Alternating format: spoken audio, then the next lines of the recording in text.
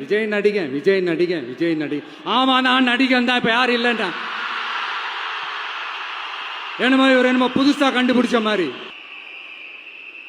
இந்த திமுகவுக்கும் மற்றும் பலருக்கும் ஒரு காமன் ஓனர் ஒருத்தர் இருக்கிறார்ல, யாரு? பாஜக. அதுல ஒரு பாஜக மந்திரி ஒருத்தர் சொல்றாரு, விஜய் என்னப்பா விஜய் நடிகன் விஜய் நடிகன் விஜய் நடிகன் விஜய் நடிகன். ஆமா நான் நடிகன் தான். இப்ப யாரும் இல்லைன்னா என்னமோ இவர் என்னமோ புதுசா கண்டுபிடிச்ச மாதிரி. ஆனா நான் அரசியலுக்கு வந்துட்டு நடிக்கல, அரசியல் நான் நடிக்கல. ஆனா நீங்க என்ன பண்றீங்க? அரசியல்ல இருந்துகிட்டே நாடகம் மேல நாடகம் போடுறீங்களே.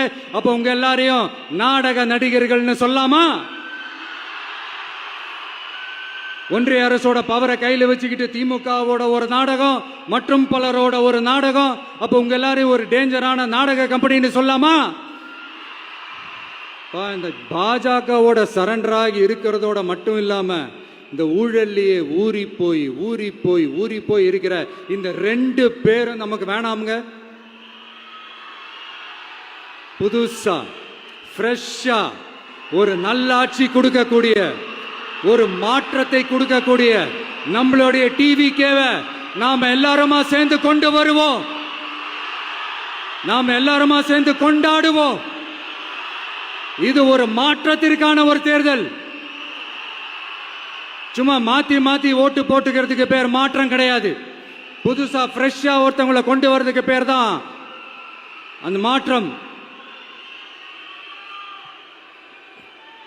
இந்த போகி பண்டிகை அன்னைக்கு வீட்டில் இருக்கிற வீணா போனதையெல்லாம் தூக்கி வீசி எறிவோம் தெரியுமா?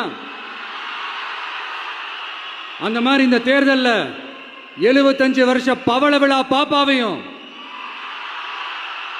55 வருஷ பல்லாங்குழி பாப்பாவையும் தூக்கி வீசி எறிவோமா? ஒரு நியூ கவர்னன்ஸ், ஒரு குட் கவர்னன்ஸ் ஒன்று கொண்டு வரலாமா? நீங்க இந்த திமுகவுக்கு ஓட்டு போடுறது, மற்றும் பலருக்கு ஓட்டு போடுறது, பாஜகவுக்கு ஓட்டு போடுறது, யாருக்கு ஓட்டு போட்டாலும் சுத்தி நீங்க பாஜகவுக்கு ஓட்டு போடுற மாதிரி தான்.